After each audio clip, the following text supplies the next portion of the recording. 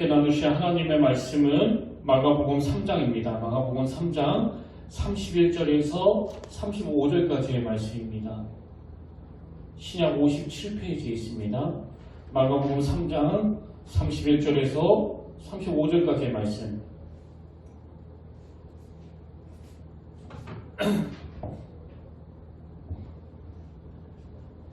마가복음 3장 31절에서 35절까지의 말씀, 저 여러분 다 같이 한 목소리로 봉독하기를 원합니다. 우리 같이 읽겠습니다. 시작! 그때 예수의 어머니와 동생들이 와서 밖에 서서 사람을 보내어 예수를 부르니 무리가 예수를 둘러앉아 있다가 여쭤오되 보소서 당신의 어머니와 동생들과 누이들이 밖에서 찾나이다. 대답하시되 누가 내 어머니이며 동생들이냐 하시고 둘러앉은 자들을 보시며 이르시되 내 어머니와 내 동생들을 보라. 누구든지 하나님의 뜻대로 행하는 자가 내 형제요 자매요 어머니니라. 아멘. 할렐루야. 반갑습니다. 우리 함께 인사 나누기를 원합니다. 참 잘 오셨습니다. 네, 오늘도 주님의 은혜가 이곳에 그리고 여러분 심령에 가득하기를 진심으로 축복합니다. 방금 읽은 이 본문 말씀은 지난주에 살펴본 말씀에서 연장입니다. 그래서 지난주 말씀과 오늘 말씀은 세트로 같이 묶어서 읽어야 되는 말씀인데요. 혹시 지난주 설교 기억하십니까? 오늘 본문에서는 예수님께서 두 종류의 공격을 당하고 계신다. 그리고 그 공격 중에 한 종류는 악한 서기관들의 공격이라고 제가 말씀을 드렸는데요. 자, 마가복음 3장 22절입니다. 예루살렘에서 내려온 서기관들은 그가 바알세불이 집혔다 하며 또 귀신의 왕을 힘입어 귀신을 쫓아낸다 하니, 지금 예수님께서 행하시는 그 엄청나고 놀라운 수많은 일들에 대하여 아무 근거도 없이 마귀의 힘을 빌려서 이런 일을 하고 있다. 이런 식으로 아주 악에 찬 못된 공격을 퍼붓고 있는 게 그 서기관들의 첫 번째 공격인데요. 여기까지가 지난주에 우리가 살펴봤던 내용이라면 오늘 또 살펴볼 두 번째 또 다른 종류의 공격은 바로 예수님의 친족들에 의해서 저질러진 공격입니다. 자, 본문 21절입니다. 예수의 친족들이 듣고 그를 붙들러 나오니 이는 그가 미쳤다 하밀러라. 여러분, 사실 예수님의 친족들이 그 서기관들처럼 악한 의도가 있는 건 아니에요. 그리고 여기에 또 어머니 마리아도 있잖아요. 그래서 그 친족들이 무슨 예수님을 막 모함하고 공격하려는 그런 의도가 없는 건 확실한데, 그런데 그들의 잘못이 뭐냐? 이런 서기관들 같은 그 악한 무리들의 거짓 소문에만 마음을 담고 그 말을 믿어가지고 예수님을 오해하는 이런 어리석음, 이런 실수를 범했다는 겁니다. 그래서 저는 먼저 여러분들과 예수님의 친족들의 잘못에 대해서 좀 분석하고 넘어가기를 원하는데요. 제가 두 가지로 정리를 해봤습니다. 여러분, 예수님의 친족들이 저지른 그 첫 번째 잘못이 뭐냐? 얇은 귀. 제가 한번 이렇게 이름을 정해본 거예요. 얇은 귀. 이것이 예수님을 신뢰하지 못하는 태도에서 기인한 것이다. 이게 무슨 말씀인지 좀 이해가 되지 않습니까? 자꾸 예수님에 대해서 귀신 들렸다, 이런 이상한 헛소문들이 떠들고 있을 때 그 친족들은 이 귀가 얇은 거예요. 그래서 저는 그 친족들이 예수님이 지금 많은 일들 가운데 너무 피곤하셔서 너무 지쳐서 그러신가 보다, 그래서 우리가 쉬게 해드려야 된다, 이런 선의를 가지고 이제 강권적으로 예수님을 모시고 가기 위해서 그 친족들이 왔다고 분석할 수 있는데요. 여러분, 이게 아무리 선한 의도, 아무리 좋은 뜻으로 그런 시도를 했다고 하더라도 그들이 가진 치명적인 문제가 뭐냐 하면 그 악한 소문만 믿고 예수님을 신뢰하지 못하는 이런 불신의 태도, 이게 그들의 문제라는 겁니다. 그래서 저는 오늘 본문에 나오는 예수님의 친족들의 모습을 보면서 그 성경 한 구절이 떠올랐는데요. 에베소서 4장 14절입니다. 이는 우리가 이제부터 어린아이가 되지 아니하여 사람의 속임수와 간사한 유혹에 빠져 온갖 교훈의 풍조에 밀려 요동하지 않게 하려 합니다. 아까도 말씀드렸지만 여기 나오는 예수님의 친족들은 서기관들처럼 악한 사람들은 아니에요. 그러나 어린애같이 미숙한 사람들이라는 겁니다. 귀가 얇다는 게 미숙하다는 증거 아닙니까? 그런가 하면 저는 또 예수님의 친족들을 보면서 성경 한 구절이 더 떠올랐는데요. 시편 1편 4절이요. 악인들은 그렇지 아니하며 오직 바람에 나는 겨와 같도다. 뭐 얼마나 영적으로 미숙한 상태인지 누가 막 거짓 소문을 퍼뜨리면 또 그쪽으로 귀가 솔깃하고 누가 막 교회가 어쩌니 누가 어쩌니 그러면 또 거기에 귀가 솔깃하고 이게 악한 건 아닌데 미숙한 모습이라는 거예요. 이게 오늘 본문에서 예수님의 친족들이 저지른 그 첫 번째 잘못된 모습이라면요. 그들이 범한 두 번째 잘못이 뭐냐? 그들은 예수님을 조종하려고 하는 태도를 가지고 있었다는 겁니다.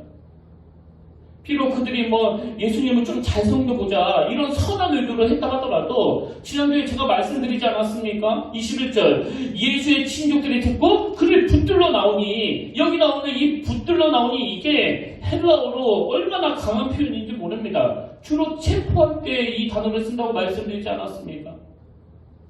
그들은 그렇게 예수님을 자기 마음대로 판단하고 자기 마음대로 조종하려고 하는 태도를 보이고 있는데 여러분 사실 오늘 본문의 구조를 그 샌드위치 구조라고 그러거든요.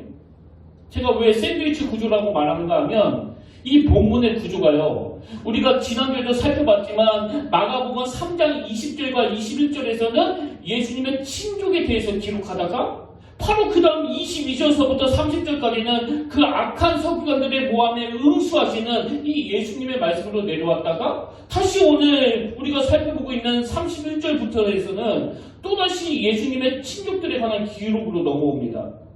그래서 이 구조를 샌드위치 구조라고 그러거든요. 마가복음에 보면 이런 구조가 가끔씩 나오는데요. 여러분 그럼 왜 저자 마가는 이런 형식으로 이런 샌드위치 형식으로 글을 써내려고 할까요? 여러 의도가 있겠지만 이게 뭘 의미합니까? 악한 의도를 가지고 예수님을 모함하면서 공격하는 그 서기관들이나 의도하지는 않았지만 그 잘못된 미숙함으로 예수님을 근심하게 하는 그 친족들이나 이 두 사건이 결국 뿌리는 같다는 거예요. 같은 데서 나온 문제라는 겁니다. 저는 이게 저를 굉장히 긴장시킨다고 생각하는데요. 여러분 제가 무슨 악한 의도를 가지고 예수님을 막 공격한 적이 평생에 단 한 번도 없지만 그러나 제가 그 친족들처럼 영적으로 미숙하면 잘하려고 한 게 오히려 예수님의 일을 방해하는 일이 될 수 있다. 이건 우리 모두가 긴장하면서 들어야 되는 내용 아닙니까? 어쨌든 지금 예수님의 친족들의 이런 잘못되고 미숙한 태도로 말미암아 예수님을 공격하는 결과를 가져왔는데요.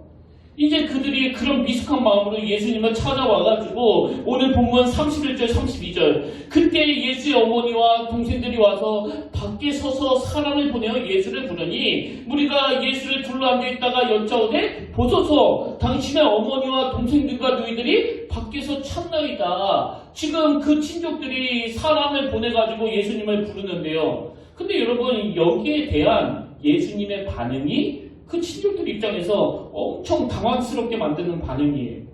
예수님이 뭐라고 말씀하시는가 하니까 자 33절부터 보십시오. 대답하시되 누가 내 어머니며 동생들이냐 하시고 둘러앉은 자들을 보시며 이르시되 내 어머니와 내 동생들을 보라. 누구든지 하나님의 뜻대로 행하는 자가 내 형제요 자매요 어머니니라. 이게 그 친족들 입장에서 얼마나 당황스럽고 또 민망한 이야기예요. 근데 여러분 이게 예수님의 친족들 입장에서 막 엄청 당황스러운 일일지는 몰라도요. 오늘 본문에서의 이 예수님의 선포, 이 선언은 하나님 나라의 새로운 가족 공동체에 대한 선언이에요. 그리고 이 예수님의 새로운 가족 공동체에 대한 선언은 신학적으로도 굉장히 중요한 의미를 가지고 있습니다. 여러분 오늘 본문에서 예수님의 이 새 가족 공동체에 대한 선언이 있었기 때문에 제가 피 한 방울도 안 섞인 여러분들에게 형제님, 자매님 이렇게 부르는 거 아닙니까? 그리고 저는 이 자리에서 정직하게 말씀드리는데요. 대전에 계시는 부모님이나 또 피를 나눈 제 형제나 또 내가 형제요 자매로 부르는 여러분들이나 그 사랑의 무게감이 조금도 차이가 나지 않습니다. 이건 거짓이 아니에요. 그럼 이게 어떻게 가능할 수 있느냐? 오늘 본문에서 예수님이 선언하시는 새로운 가족 공동체로 하나님이 우리를 묶어주셨다고 믿기 때문이에요.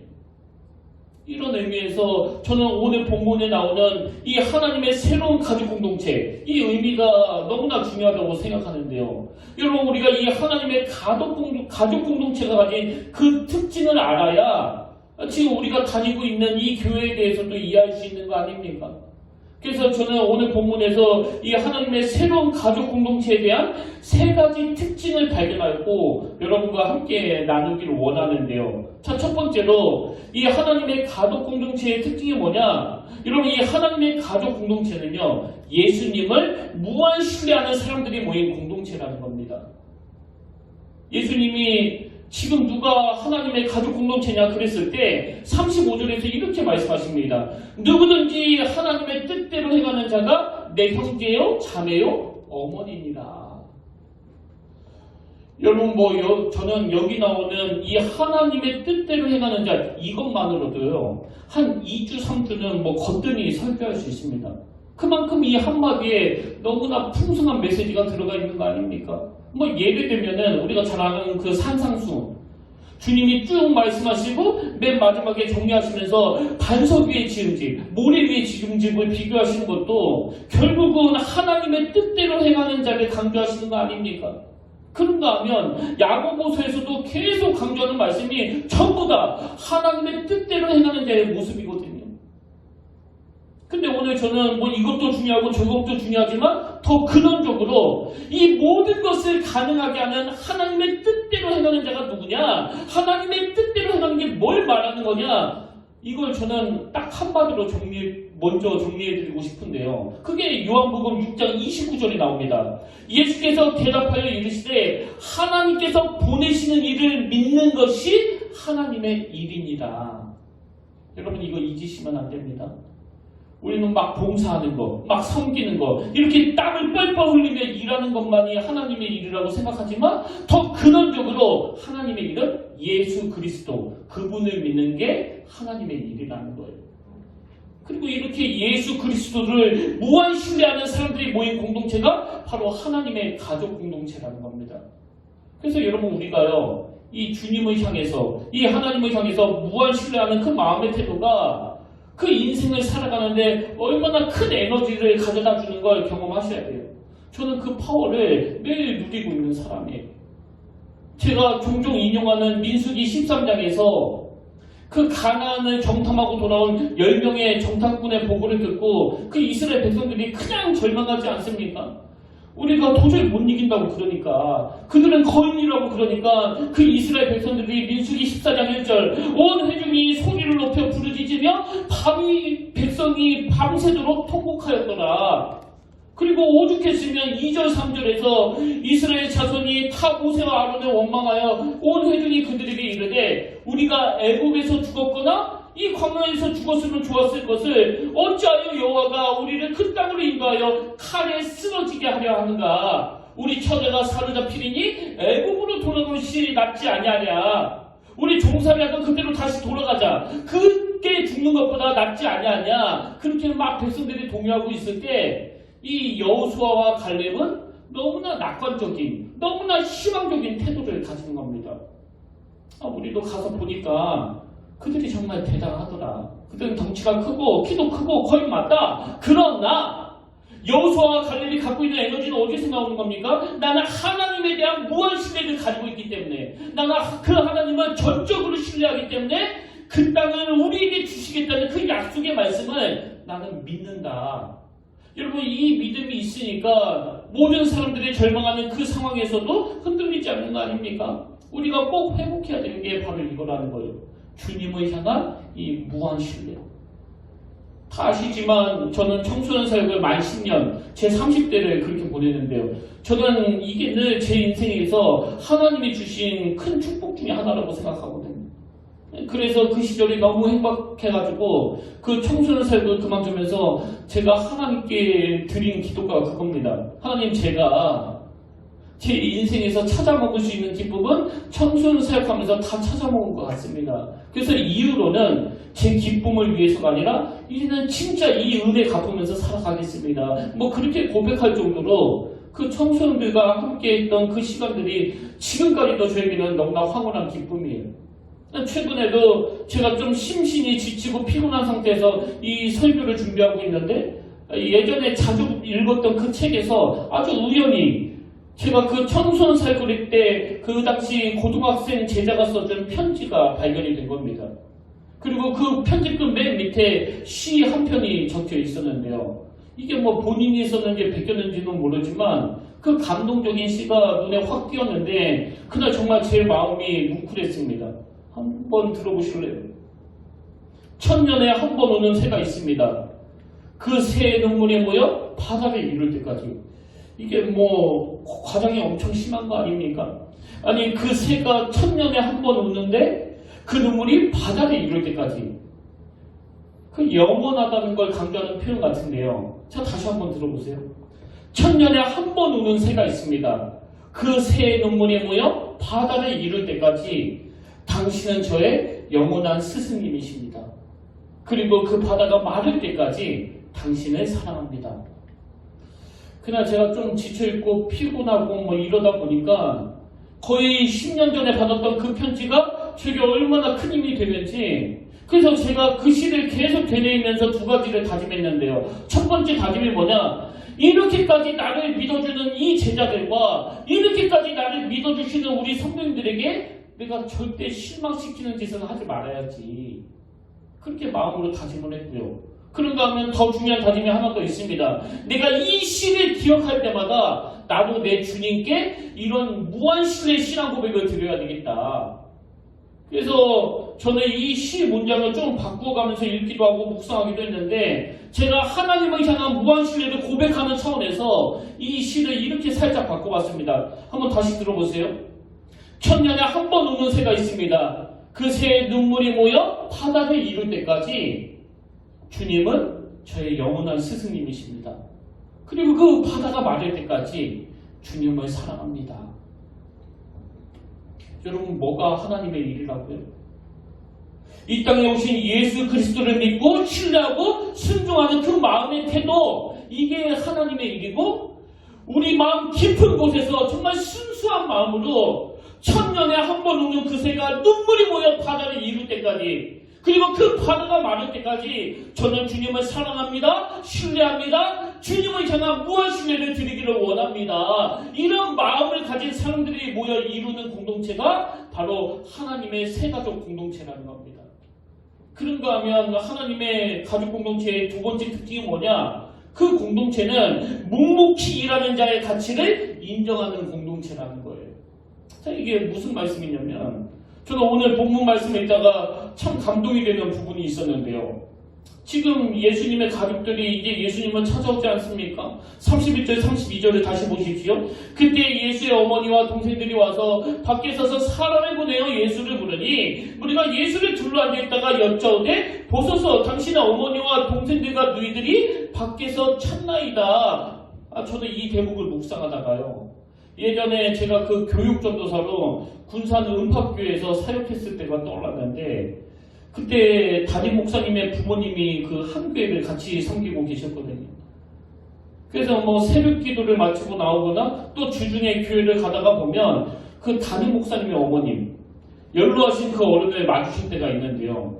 이제 뭐 연세가 많이 드셨으니까 너무나 왜소하신데, 30대 제 눈으로 보기에 이 어머니의 걸음걸이 속에서 얼마나 그 자부심과 긍지가 묻어있는지, 우리 아들이 이 교회 담임 목사라는 거죠.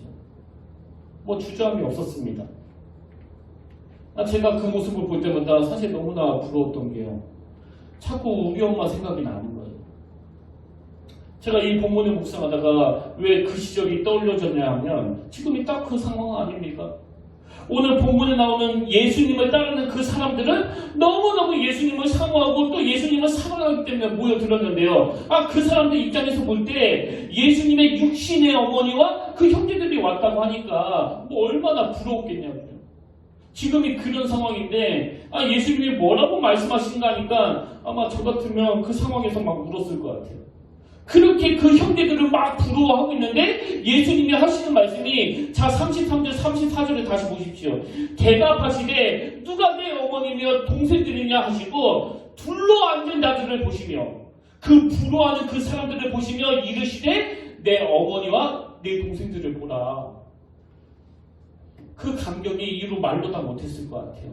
제가 이게 왜 눈에 들어왔는가 하면요, 지난주에 우리가 살펴본 것처럼 지금 예수님은 너무나 분주하게 그 사람들을 고치고 돌보고 섬기시느라고 그 식사할 겨를도 없이 일하시는 상황 아닙니까?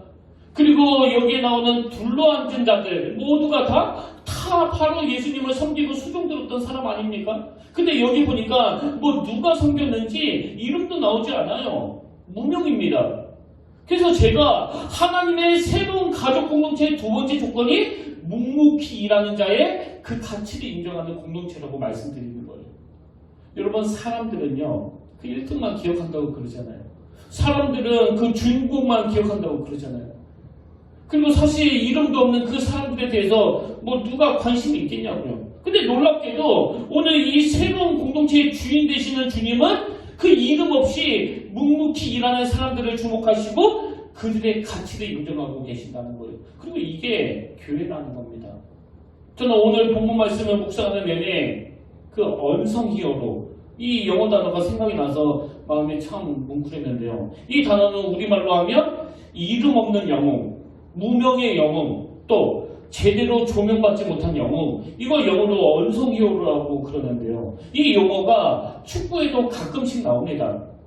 축구는 보통 그 골 넣은 사람, 또 결정적으로 그 골을 넣도록 도와준 사람, 어시스트, 이 둘만 기록에 남잖아요. 그러니까 사실은 이 두 사람이 넘겨주고 골 넣기 바로 직전에 아무리 더 결정적인 일을 했어도 언성 히어로예요. 뭐 기록 안 남습니다. 그리고 알아주는 사람도 없어요. 근데 여러분, 제가 왜 이 단어를 머릿속으로 떠올리면서 뭉클뭉클했는지 아십니까? 이 세상은 담임 목사만 기억하지만 이 평택교회가 오늘에 이르기까지 얼마나 많은 언성 히어로가 이 교회 안에 있었겠냐. 우리가 예수님의 12제자 명단을 공부할 때도 나오지 않았습니까? 그 4명만 그 사람에 대한 부연 설명이 있고 나머지는. 그래서 여러분, 꽤 오래 예수 믿은 성도님들 중에서도요, 예수님의 12제자 중에 생전 처음 듣는 제자 이름이 있을 거예요. 한번 보세요. 그러나 그들이 바로 언성기어도 아닙니까? 사람들은 인간적인 기준으로 막 베드로, 야고보, 요한 그러지만 우리 주님께서는, 그리고 또 그 주님이 주인 되시는 이 하나님 가족 공동체는요, 이런 이름 없이 섬기고 이름 없이 헌신하는 그 인간적인 눈으로 봤을 때 무명의 보잘것없는 그 한 사람의 수고와 가치를 인정하신다는 겁니다.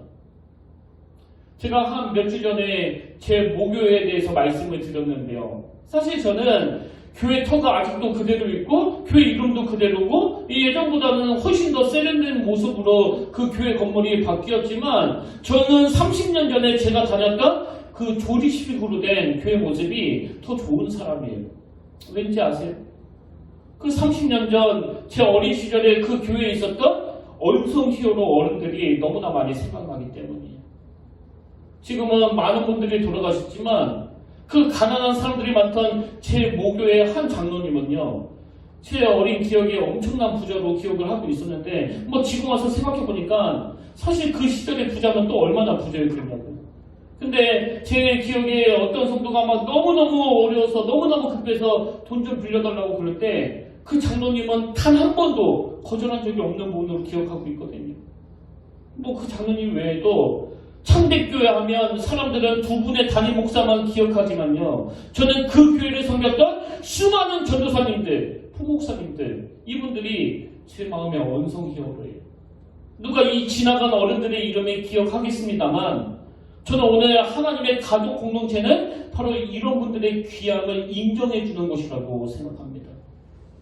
제가 사역을 하면서 내 마음이 너무너무 아팠던 게요, 그렇게 교회를 위해서 온 정성을 바치고 그렇게 교회를 위해서 온 물질을 바쳤는데 그 교회에서 모함을 당해서 쫓겨나고 그 교회에서 상처를 받고 나온 분들이 생각보다 너무나 많은 거예요.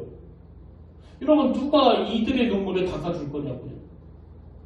주님이 닦아주세요. 주님이 그 가치를 아세요. 그리고 오늘 그 주님이 이들이 바로 내 형제라고 말씀하십니다. 그래서 하나님의 가족 공동체는 이런 이름 없이 빚도 없이 드러내지 않고 주를 위하여 눈물로 헌신하는 그 사람들의 가치를 인정해주는 특징이 있다. 이게 두 번째 특징이라면요, 마지막 세 번째로 하나님의 가족 공동체의 특징이 하나 더 있는데 그게 뭐냐? 여러분, 하나님의 가족 공동체는요, 먼저 주시는 사랑을 공급받은 사람들이 모인 공동체라는 겁니다. 여기서 먼저 주시는 사랑, 이게 강조점입니다. 이게 뭘 의미하느냐? 자, 마가복음 3장 13절. 또 산에 오르사 자기가 원하는 자들을 부르시니 나온지라. 오늘 본문 3장 33절. 대답하시되 누가 내 어머니냐 동생들이냐 하시고 둘러앉은 자들을 보시며 이르시되 내 어머니와 내 동생들을 보라. 너무너무 자격도 없는 저를 20대 초반에 주님께서 먼저 사랑으로 만나주시고 먼저 사랑으로 보듬어 주셨어요. 그렇기 때문에 그 은혜의 감격이 너무너무 벅차서 먼저 주시는 그 사랑을 공급받은 제가 그 은혜를 가지고 오늘도 이렇게 목회를 하고 있는 거 아닙니까? 그래서 저는 이 말씀들을 묵상하면서 요한일서 4장 19절 우리가 사랑하면 그가 먼저 우리를 사랑하셨습니다. 사실 저는 그 소설책을 잘 안 읽거든요. 왜냐하니까 이 소설은 그 스토리이기 때문에 뭐 한 번에 쭉 읽어야지 이게 맥이 잡히는데 저는 뭐 한 15분 하다가 또 15분 또 읽다가 또 조율하고 막 이러다 보니까 맥이 잘 연결이 안 되더라고요.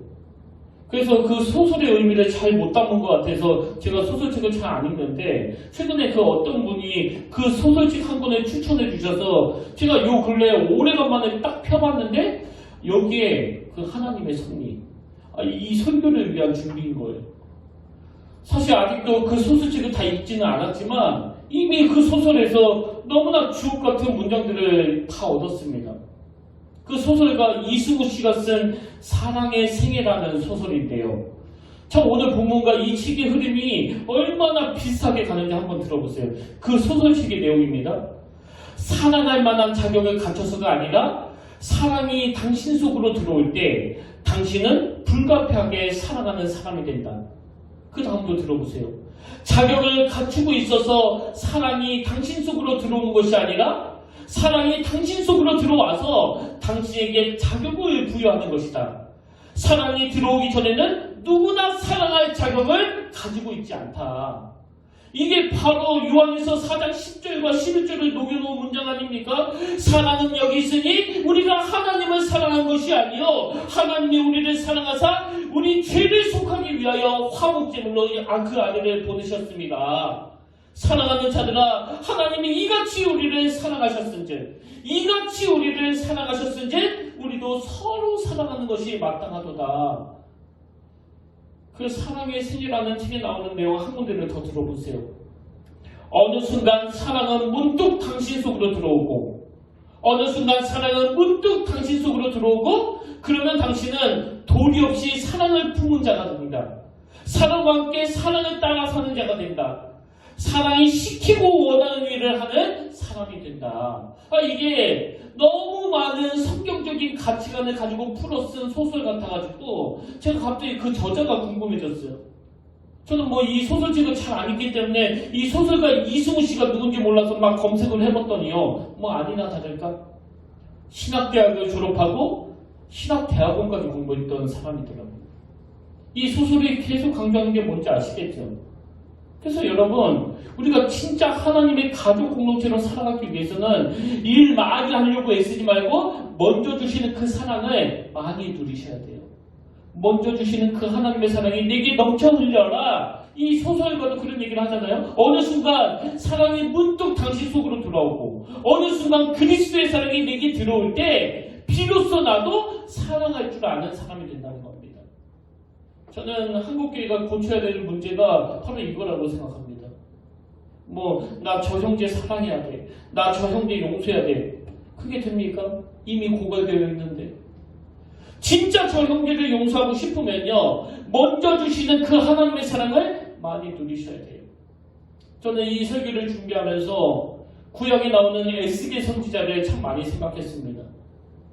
에스겔 선지자도 다니엘과 마찬가지로 그 젊은 시절에 바벨론의 포로로 끌려가 참 비운의 젊은 시절을 보낸 선지자인데요. 여러분도 아시지만 포로로 끌려간 초기만 해도요. 그래도 희망은 있었습니다. 아직은 우리가 조국으로 돌아갈 희망이 있다. 막 그런 용기를 가지고 그런 기대감을 가지고 살았는데 그런데 웬걸?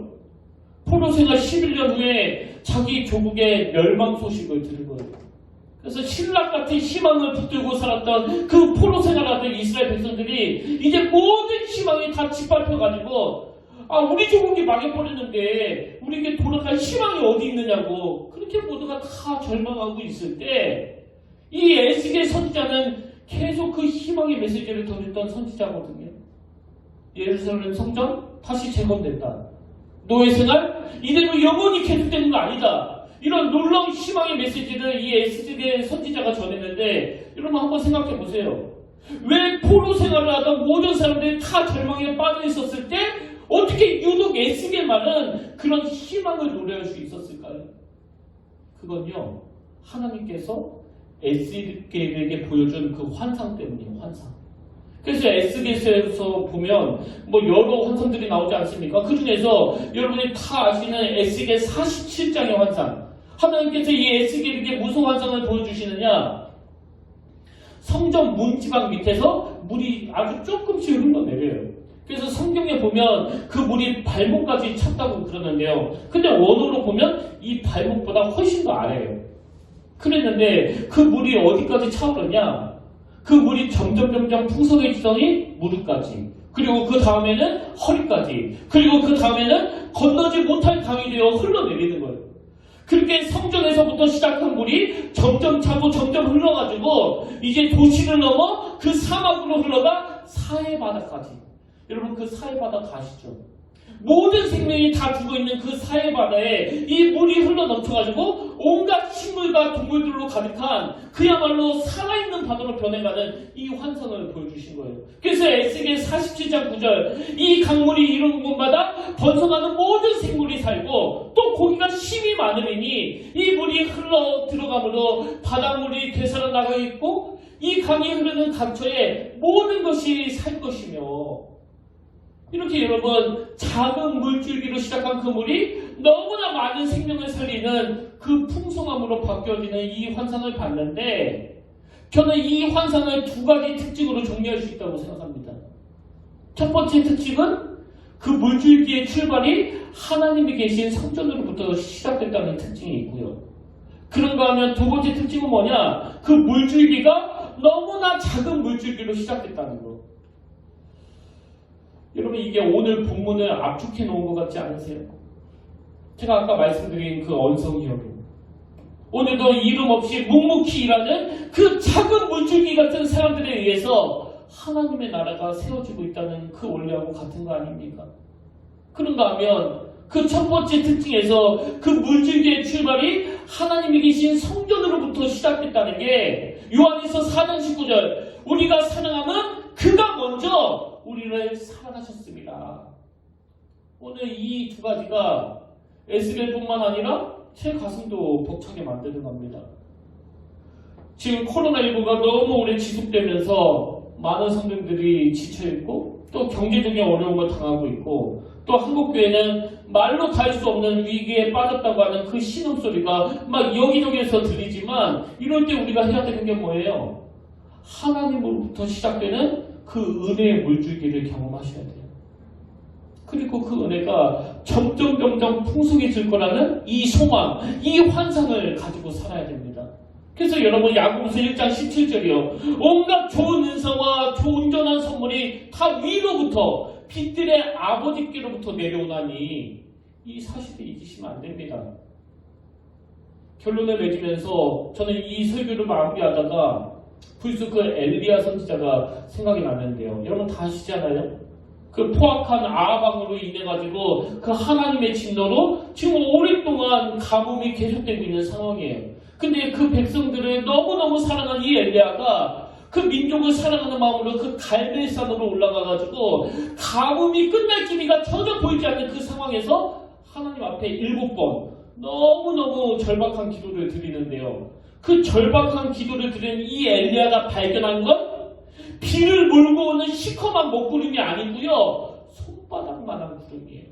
뭐 신경 써서 보지 않으면 보기도 어려운 손바닥만한 구름입니다. 그 내용이 열왕기상 18장 44절에 나오는데 자 한번 보십시오. 7번째에 이르러서는 그가 말하되 바다에서 사람의 손만한 작은 구름이 일어나나이다. 저는 사람의 손만한 작은 구름이 일어나나이다. 이 대목이 저에게 그렇게 막 눈물을 가져다 주더라고요. 제가 이 교회에 온 지 벌써 3년 8개월이 다 되어 가는데 빈자리가 채워지지 않고 오히려 이 빈자리가 자꾸 생겨나는 그 현실을 목도하면서 때때로 인간적으로 너무나 많은 두려움이 저를 엄습하지만 저는 요즘에 더 절실히 기도해요. 하나님, 우리 평택교회가 어떠한 상황에서도 하나님을 신뢰하는 그런 공동체가 되기를 원합니다. 그리고 또 하나, 하나님, 우리 성도님들이 지금 마음으로 걱정하고 있습니다. 이렇게 해서 교회 운영이 되는 건가? 앞으로 더 어려워지는 건 아닌가? 아버지, 이런 마음에 두려움이 많은 우리 성도님들에게 피를 물고 오는 어마어마한 먹구름은 아니라 할지라도 저들에게 손만한 작은 구름만 보여주시길 원합니다. 그래서 우리 평택교회가 하나님을 조종하려고 하는 그 테두리를 내려놓고 자격도 없는 그 언성이어로 주목받을 거리가 하나도 없는 우리지만 그 작은 우리의 존재와 우리들의 작은 섬김을 너무나 귀하게 바라보시는 그 주님, 그분이 이 공동체의 주인이 되어주시길 원합니다. 제가 이번 주 내내 하나님 앞에 드린 이 기도가 하나님의 가족 공동체로 부름받은 여러분의 기도가 되기를 주님의 이름으로 간절히 권면하고 주님의 이름으로 간절히 축복합니다. 저는 오늘 이 설교를 준비하고 또 마무리하면서 이 찬양이 저의 진실한 고백이 되기를 너무나 원하는데요.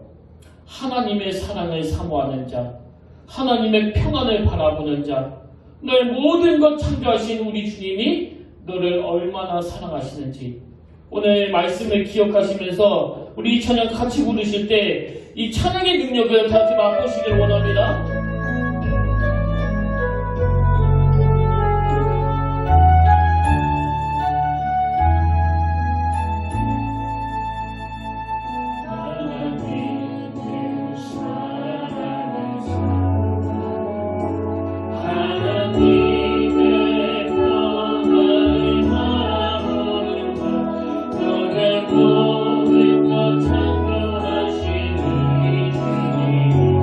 너의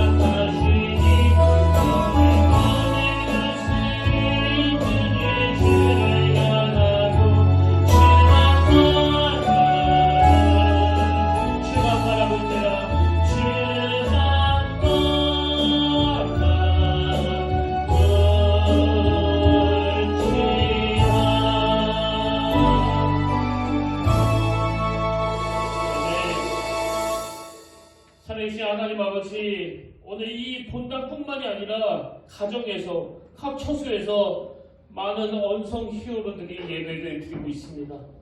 사람들은 그 가치를 몰라줄지 모르지만 하나님의 가족 공동체에서는 바로 그들이 주인공이라는 거. 그리고 나이가 들어갈수록 내 존재는 점점 잊혀지지만 주님은 나를 기억하시고 주님은 나의 작은 섬김을 너무나 아름답게 받으신다는 걸 우리가 믿음의 눈으로 바라보기를 원합니다. 오늘 우리에게는 그 친족들과 같은 주님은 내 마음대로 조종하려는 그 악한 태도는 없는지, 또 그 얇은 길은 없는지 돌아보게 하시고, 그 주님의 은혜로 바람이 나는 겨와 같은 인생이 아니라 시냇가에 심은 나무처럼 이 세상의 풍경에 흔들리지 아니하는 뿌리가 튼튼히 박힌 그런 인생이 되게 하여 주시옵소서. 그래서 이번 한 주간 너무나 찾고 보낼 것 없는 우리 같은 인생을 외면하지 않으시고 주목하셔서 하나님의 가족 공동체로 불러주심에 감사하며, 그 일이 가능하도록 십자가 지신 주님께 무한 신뢰를 드릴 수 있도록 아버지 친히 인도하여 주시옵소서. 그 은혜 자리로 인도해 주실 그 주님을 신뢰하며 기대하며 존귀하신 예수의 이름으로 간절히 기도드립니다. 아멘. 자, 이제 우리 다 자리에서 일어나셔서 우리 이 파송 찬양으로 오늘 말씀을 마무리하길 원하는데요. 갈보리 산 위에 십자가 섰으니, 우리 함께 이 찬양으로 우리의 믿음을 주님 앞에 고백하기를 원합니다.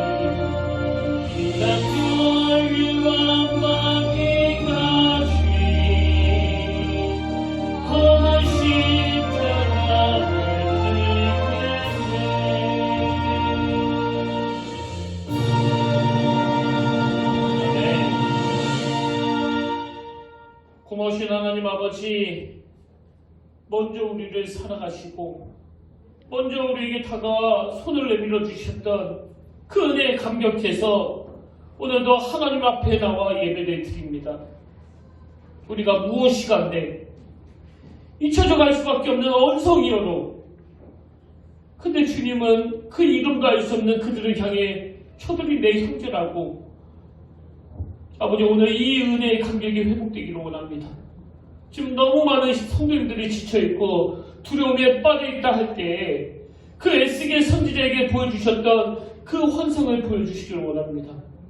하나님이 계신 그 성전에서 미미하게 흘러내리는 그 물이 결국은 죽음의 그 사해 바다를 생명체가 살아나는 곳으로 바꿔주시는 그 주님, 그리고 너무나 답답한 마음으로 가뭄을 끝나게 해달라는 기도했던 그 엘리야 선지자에게 손만한 작은 구름을 보여주셨던 그 주님, 그 주님이 오늘 저희들에게도 손만한 작은 구름 하나 보여주시길 원합니다. 손만한 작은 구름, 이 미미하고 작게 시작하는 이 구름이 3년 6개월의 가뭄을 종식시키는 능력의 구름이 되게 하신 것처럼 3년 8개월이 지난 평택교회 이 사역 위에도 나의 주인 되시는 주님이 능력으로 함께하여 주시기를 믿습니다. 아버지, 우리에게 이 믿음을 허락해 주시고 이번 한 주간 동안 오늘 주신 이 말씀의 능력을 가지고 겉들이 이 세상을 살아내는 힘이 되고 능력이 되도록 인도하여 주시옵소서. 이제는 우리 주 예수 그리스도의 은혜와 하나님 아버지의 탐없는 사랑과 성령님의 감동, 감화, 위로를 더 충만하심의 역사가 오늘 주신 말씀 마음에 담고 힘어도 달려가기로 다짐하며 예배드리는 모든 주의 자녀들 머리 위에 지금부터 영원토록 함께 하시기를 간절히 축원하옵나이다.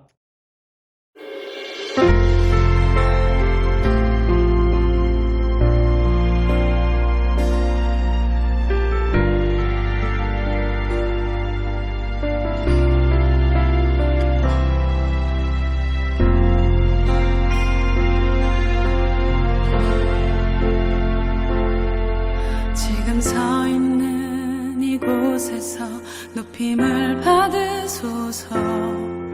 내가 받는 땅